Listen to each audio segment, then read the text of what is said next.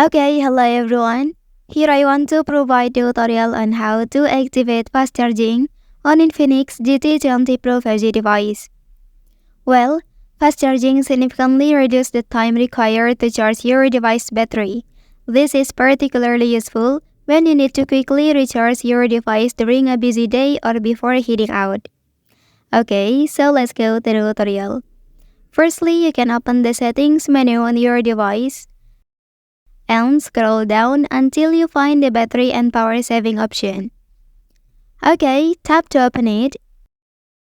And within this menu, select the charge option. Okay, and here you will find the charging speed settings. Tap on it to access further options. Okay, and then choose Smart Charge for the best charging experience.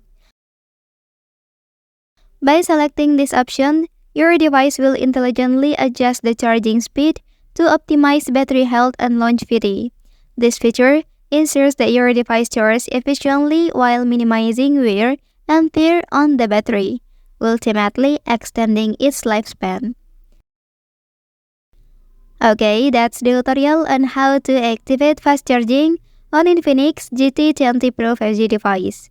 If you are helped by this video, don't forget to like and subscribe to get all the information from this channel. Thank you.